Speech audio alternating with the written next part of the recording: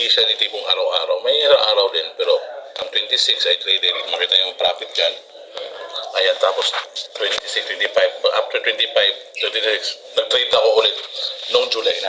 July 5. So, hindi talaga ako trader na araw-araw. Kasi ang sa akin kasi, I'm not on a daily trade. I always trade on a direction trading. Monthly yung iniisip ko. Anin mo yung daily mo, na busa mo, ito ngayon.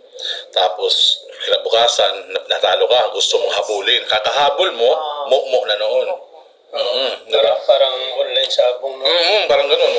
The more kasi na mag-eager ka sa loss mo, nahahabulin mo. Okay? If the market is not going on your track, it's not going against you, close your laptop, yakapin mo asawa mo. Mag-relax ka muna. Kasi it's not going on your side. So, frustrated ka na eh. So, wag ganun. Wag mong habulin yung talo mo. Relax. Pala dito, direct na sa Google Play. Kailangan mo lang mag-sign in. Sige, may na. No? Sige. Thank you, sir. Sige. So, kung habang kasi hinahabol mo, yung talo mo, kakainin ka. Okay? Ang pinaka-trading kasi, I don't only teach strategies of trading. I also teach the attitude of trader. Kasi, pasok yan eh. For example, like may ibang client, nag-sell ka, bumagsak yung presyo, kumita ka na, nasarado mo. Like, kumita ka ng $300, sinarado mo na. Bumagsak pa, sabi mo, sayang, dapat ko sinarado. Greediness na agad yun. Bakit? Alam mo bang babagsak pa? At least kumita ka na. Yun lang yun eh. Ngayon, papasok ulit. Kumita ulit, 300. So, bumagpok, so sayang, kaya na naman, di ba? Nag-set ulit pa, pag nag-akyat ay, di ba? Pag akyat, sasabihin, makakabahan na, di ba? Kasi you are using feelings of trading. Sir, yun nangyari sa akin sa trials ko. Di ba? Yun. Maliit lang ang talo, pero parang gusto ko habulin. Huwag mo habulin, sir. Huwag mo habulin. Kung makita mo dito, sila mo dito. I always cut loss, kung makita mo dito. July 25 na. So, kumita ako dito, ito pinakamalaki. Pero, di ba sila? From July 5, nag-trade ako ulit July 11. Di ba? Nagpahinga ako siyempre. July 11, kumita ako ng 2,900. 2011, doon 11, di na ako nag-trade na isang kung makita mo dito, ito yung mga kinlose ko, ito yung mga posisyon na binitawan ko na. Di ba? Kaya ako na hinay. Binitawan ko na, losing na kinat ko na. Kasi kumita ako dito eh. So yung mga naiwan ko, kinat-kulos ko na. Hinayaan ko na kasi bawi ko na dito eh. Kinat-kulos ko na. Yan. Kung makita mo siya, from June 11, nag-trade ako ulit June 12. 2.9 ulit yan. Makita mo siya, 2.6. That's already GPY. Tapos ulit naman, June 15, kung makita June 17, may mga araw ako, hindi ako nag-trade. Ayan. July. Tapos mo yan, Yan. Tapos June 17, July 17, July 30 naman. May mga araw pa ito. Kasi sir, direction trading ako eh. Hindi ako scalper. Na araw-araw ganun. Yung tipong araw-araw, okay naman yun. Mag-scalp ka na, trade ka pa. Pero long-term trade kasi ako. I'm a direction trader. Kung saan pa ko tayo market. Hindi ako yung tipong 5 minutes chart, like this one. 15 minutes, yan. Araw-araw, $5, $3, $3. Tapos magkalo ka $30, so ubos na yung pang-scalping mo. Diba? Sa akin kasi, I always do, on a monthly. For example, is USDJPY. Bigyan ka ng example. USDJPY. Kung kita mo dyan, hindi mo makita yung trend dyan, 30 minutes, up and down talaga yan. Kung makikita mo dito, di ba, tita mo dito, sa 4 hours din, ang baba na titignan mo, baba na. Ang daily naman, titignan mo, bagsak na talaga siya, pero packet na, di ba? Packet na, di ba? Isipin mo, daily, pero packet na talaga. Kahit dito, packet na to, bagsak na eh. Pero kung titignan mo yung pinadireksyon niya monthly, layo pa. Pabagsak pa talaga siya. Malayo pa sa pinakabagsak. Yes. The trend is your friend. Don't go against the trend. Di ba? Parang sasagasaan ka ng trend. May joke pa lang, di ba? Pabagsak talaga yun, no? Kung titignan mo, sir, ang simple lang na ginamit ko, insert ko lang. I only use stochastic, walang komplikado, walang mga araw-araw, mga ano ba yan? Insert, Oscillator. Insert, indicators, oscillators, stochastic oscillators. Yan. Change ko lang to 7. Parameters niya, 7, 7, 8. Okay? Boom. Yan lang yun, sir. This one is an overbought and oversold market. Overbought, resistance. Alam mo resistance and support, di ba, sir? Resistance, support. So, if ever, this blue line, the positive one, will connect or cross the red broken line, which is the selling, it is a signal for you to sell. Signal to selling. Kung titignan mo yan dyan sa mga short term, yan, pwede mo dyan, paakyat yan. Pwede mo, wala, hindi ka na decide, 15 minutes, nababa. Pero kung titignan mo, sir, like, sa monthly niya, it's just beginning to drop. Bababa pa yan. So, if ever, the cross sa pababa, it's signal to sell. Kung nasa baba naman po siya, it's a signal to buy. This one. Yan ang stochastic. Yan lang ako. Yan lang, sir. Napakasimple. Cross lang. Yan. And then, I would always sa economic calendar. Economic calendar, for example, Forex Factory, yun yung tinatingnan ko. Walang iba. For example, mga high impact, mga ganun, Forex Factory lang. For example, Forex Factory lang. For example, mga ganito. Titignan ko lang yan.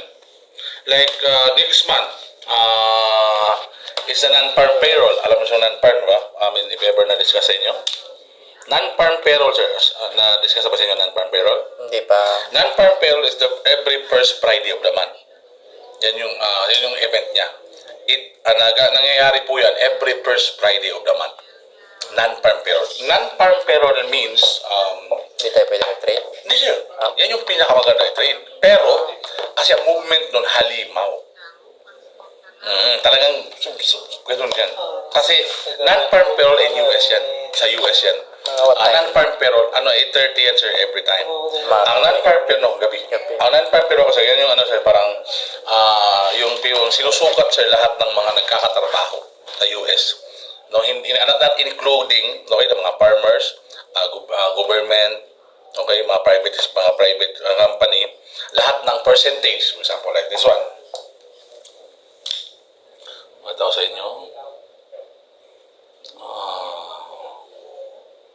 Mga dates. Sana ba yung yan. Ito ba ang mga result? Anong araw ba ang Friday? Kailan ba ang Friday? Friday next month is date ko dito. Anong araw ang Friday, sir? Next month? Pa-check na, sir. Anong araw? Friday next month? 6. 6 ba? Friday. Next month. Yes, 6 po? Okay, sir. It's first Friday. First Friday, September Yan, sir. 6. Makita nyo, sir. Makita nyo dyan. High impact. Kapag pula, high impact yan. Yan yun. High impact yan. Unemployment. Non-farm employment change. Yan yun, sir. Kung makita mo, sir, this one kasi, sir, ito, last month, August 2, ang forecast isipin mo, this is really bad for the dollar. Kasi, ang sabi kasi dito sa forecast, this is the previous, no? Last month to, previous means yun yung unang result. Forecast means yung parang expected ng mga tao, no, na ilalabas. Okay? So, ang sabi na dito, sir, na slightly bad for the dollar kasi bumaba ang mga nagkatrabaho. Mga nag-claims ba na wala silang trabaho. So, from 179, ang forecast 176. So, bumaba siya ng 3,000. So, ibig sabihin, mga nag-claim na mga walang trabaho, bumaba. Yung mga wala silang trabaho, bumaba, pero bad for the dollar yun. Tapos, sino mo yung forecast, sir, actually lumabas. Forecast, bad na bad yan, 114. Kaya nun, weak yung dollar, kaya ito lahat. Bumagsak yung yen, yun. Kasi makita niyo, sir, ibig sabihin nito, ang bad ang economy sa US kasi, okay, ilan lang ang may trabaho. So, 114 ang nag-claim na walang trabaho sa kanila. Ngayon, kung makita dito, this Friday expected it will be good to the dollar daw kasi previous is 114K and the forecast is 163K. So, it's expected na this Friday, sir, before the event will be coming, magbabay na ako sa lahat ng versus the dollar. Magsisell ako sa euro, magbabay ako sa USD JPY, magsisell ako sa GBP pound. Okay? Always remember, sir, you are always buying and selling the major currency. Ha? For example, GBP USD. Ang major currency doon is the GBP. No? So if your position is buying, you are buying the pound, you are selling the dollar. Ganun yun. Okay? So yun. So this one, okay? Ang pinaka-importante lang talaga sa trading, don't be greedy. At kailangan may PC, mahaba ang PC mo. PC means yung balance mo, yung buffer mo. Bakit? Everything goes up, it definitely goes down. Napakasimple. Oo. Pero usapan dito. Yun lang yun, sir. Kung titignan mo yun. Pero dito, sir. Kung kinlose ko to, yan, tulad niyan. Lalabanan ko yan, for example, that is gold. Selling ako eh. Saan papunta ng gold? Alam mo, lilipad pa yan ng lilipad. Mababa din yan. Pwede yung umakyat dyan, pwede yung umakyat dito. Pwede siya mag-new high, yes. Hindi ko sinasabi hindi akit yung gold. Pwedeng mag-new high yan. Ngayon, malapit na naman sa new high niya. Ang presyo naman niya nasa 25.24, di ba? Ang pinaka-new high niya, di ba? The previous recorded high is the 25.28. So this one, sir, ang lapit na naman sa high niya. Ang gold, mag-new high. All-time high. This is the all-time high. 25.24. Okay? So every time mag-new high, ang isang presyo, meron niyang posibilidad na bumagsak. Ang tawag doon sa it's either it will retrace or reversal. Okay? Sa tingin mo, it's a supply and demand. Marami kasing nag-aabang dyan na presyo na yan. Tingnan mo mamaya, bagsak na naman yan. Pwede yung maglumusot pataas, pero hindi yan mag-26 agad. Imposible. Pwede, possible, but there's a law of supply of demand. Okay? Ginto is ginto, oo. Pero, ang taas ng ginto ngayon, okay? It will go down again. Malapit na sa resistance eh. Every time price has near to the resistance, anytime pwede siyang bumagsak. So ngayon, nag-sell ako, bakit hindi ko sinisirado? Bakit hindi ko sinirado ito? Okay, nilalabanan ko. Kasi selling ako ng gold eh. Nag-sell ako sa gold. Nilalabanan ko, hindi ko sinirado. So, pwedeng hindi mo siya i-stop. Pwede ko din i-stop. Kasi everything goes up, it definitely will go down. Hindi pa lang. Nasa range lang naman ako eh. You know? Kung may pera, tropa ko, okay? From 10,000, isipin mo, nilagay naman 10,000. Magkano pera namin? Magkano profit namin? We have profited 38,000 in June, July, August, September. June, July, August. Wala pang 3 months to. Halos times 4. Yes, sir. Yun yung trade ko. Okay? So ngayon, sabi ko, huwag nating i-close yan kasi babagsak din yan eh. Kung umakyat man siya, mag-ready lang tayo ng pants, Kaya pa rin. Mag-ready lang tayo ng pants na tayo ulit, tag 2K tayo ulit. If ever umakyat siya. Kasi eventually, babagsak din yan. Wala namang presyo na lumipad lang ng lumipad. Walang ganun. Di ba? PC lang, sir. Walang tiktik sa trading. PC ang teknik sa trading. If you have a buffer, huwag ka na mag-overexpose porkit ang dami mong pera, dami mo rin posisyon. Ganyan lang din. Isa lang. So, isa lang din. Kasi, ang iba kasi, sir, nagigreedy kasi gusto kumita agad ng malakihan. Gaya niyan, sir. Kung i-close mo yan, talo ka ng talo na yan. 13,000 Talo na yan. dollars. Ito, tingnan mo to. Before ito naging profit ng 2.9, ay dito, 4,000 yan. Inintay niyo. $4,000. Nag-loss pa yan ng 12,000 before ko naging profit yan. Di ko lang kinlose. Kasi I strongly believe na ito babagsik din to. It will take time, pero babagsak din yan. Kung hindi ko hinintay, hindi sana loss to na $12, 12,000, hindi 4,000 na profit. Di ba? Hinintay ko lang na, lang. Wait ko lang siya. Kasi sell ka ngayon dyan, sir. Ito, sa gold. Nakasell ka. Magsisell ako dito sa gold ngayon. Ano yun, sir? Nakabuy ba yan? Sell? Nakasell yan, sir. Wala akong buy. Sell ako. Nakasell. Kasi yun eh, parang ito, tulad nito. Sellan ko lang ng yan. Nakapakawan lang. Yeah. May I have your room? Yeah. Sorry about that. Okay, sir. Ito account niya sa akin, yan lang yung pangalan, sir. Kasi, Kasi hindi naman makita. Bali, 4,000, tapos 6,000. Ayun yung Pag sa taas, selling. selling, sir. Pag galing siya sa baba, packet. Yes, sir. Kung Magbabay. kita niyo dito, Okay. yan, sir. May hindi peso. Katingin mo ba yung peso abot ng 75 yan? Posible. Bumagsak na ba siya? Tingin mo, abot ulit ng 40 yan? Hindi rin. Oh, meron kang, Yes. Isip lang. Ito sa pinaka-gold. meron kang babe. Ito pinakamaganda ngayon. This one, sir, gold, tsaka yung oil. Kung meron kayong pera. Sir, kahit ako nga, jowa ko. Anong symbol ng gold? Sir, XAU USD. Ako nga sa pinusta ko na. Ang gold pala yan, XAU. So, ito, sir. Yan. Gumawa ako ng ano nito, sir. Before pa ito nangyari, okay, nag-send ako sa group chat namin kung saan papunta ako. So, pwede pa mag-buy. Oo, sir. Base the Kung record. saan ako nagpunta ng oil. Kailan mo yung oil, sir, saan papunta yan. Kung makikita mo yung oil, sir. Sa tingin nyo ba siya, no? Nandun sa gitna, di ba? Nasa gitna siya ngayon. So, undecided. Ito maganda sa gold. Undecided niya. Sir, kung titignan mo yan, sir. Diyos ko, Lord. Pabagsak na yan. Pwede Kaya ka nga, naman, sir. pwede ka Pero, mag-sell. Oo. Ang gold kasi, killer yan. Kaya sabi ko nga, kung pera nyo nasa 500,000, huwag kayong mag-gold kasi papatayin kayo niyan. It will kill you. Kasi, pwede siyang umakit eh. At biglang bagsak. Kaya ito, hinuhold ko lang yung posisyon kasi kaya ng pera eh. Tulad na, no? Ayun, tumubo ka lang. Oo, di ba? Ano pa lang yan? 0.5 pa lang yan. Hindi ko lang yun unlock. So, anytime, sir, pwede siyang bumagsak. Pwede mo na pala Ano yan, sir? i-close. Buying Ay, ka wait, dyan. oo. Paper. Buying ka dyan. Selling, sir. Selling. Oo. Selling sa taas siya eh. Selling. Ganito lang yan, sir. Okay? For example, okay?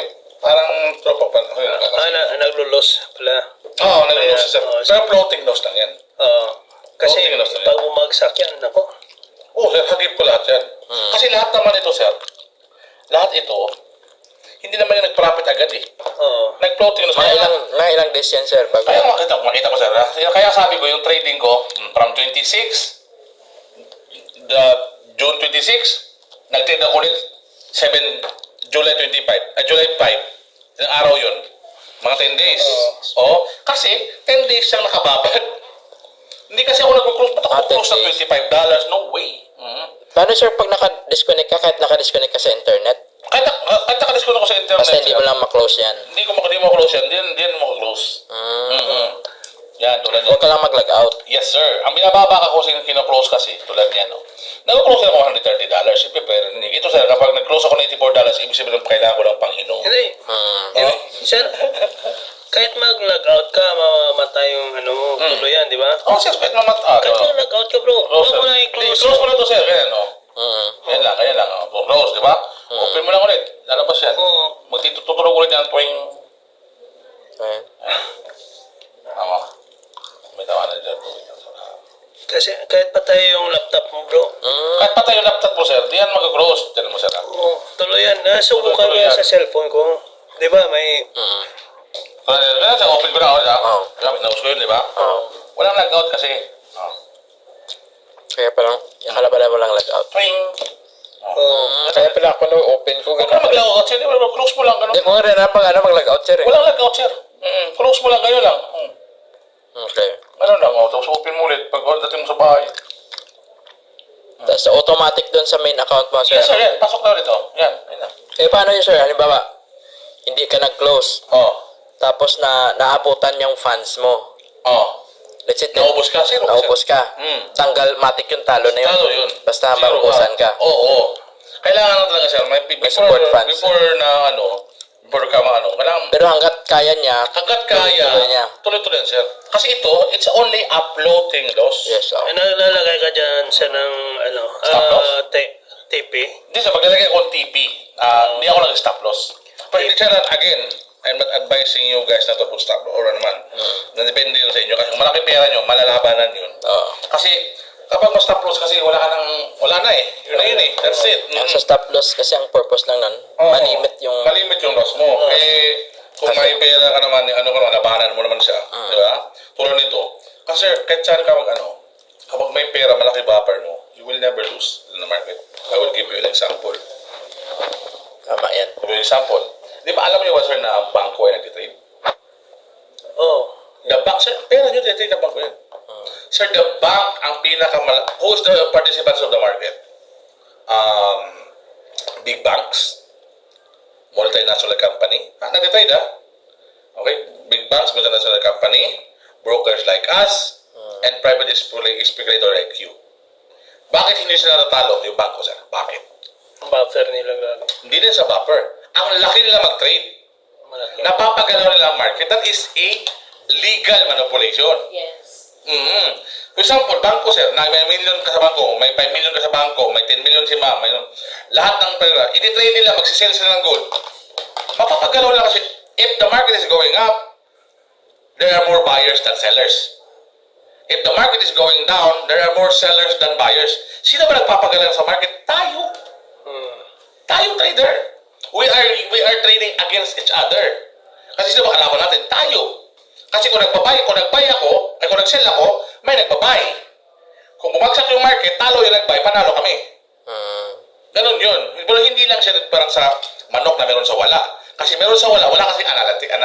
Sabi ba, if I say to you, sir, it's gambling and trading is the same? No. No, di ba? No. Di ba mag-yes, di ba? It's no. Business. Kasi gambling is based on luck. Yes. Trading is based on analysis. Analysis. Business siya. Analysis siya. This is very risky, trading. Trading is risky. Kasi dito na ako nakabili ng kondo, bili ako ng mga luho ko, lahat-lahat. Trading is risky without analyzing. Yes, without knowledge. And without big buffer. Risky talaga. Pero, kaya siya. Kung may pero, meron kang 2,000, wala ka 10,000, meron 1,000 ka, may $2,000 ka, take ka lang 0.01. 0.05. Oo, kasi mas maliit yung... Ano lang. Diba? Yun Sa lang, lot sir. size mo, bro. Pero kung may one time, big time, tulang line, tayo ko, sir, $10,000 niya. Sabi ko sa kanya, sir, there's percentage, pero kikitain mo dito. Isipin mo, sir, last month, 25K withdrawal. This month, 13,000. Sa ano yan, sa puhunan niyang 30,000. Kasi isang 10. Tatlo account niya eh. Nilagyan niya ng 10. Oo, so yung isa, may 100,000, yung isa 6,000, yung isa Dollar siya, sir, 2,000. dollar. Dollar siya. In dollars siya. So, yun yung account niya. Pakita ko sa'yo. Ito yung account niya.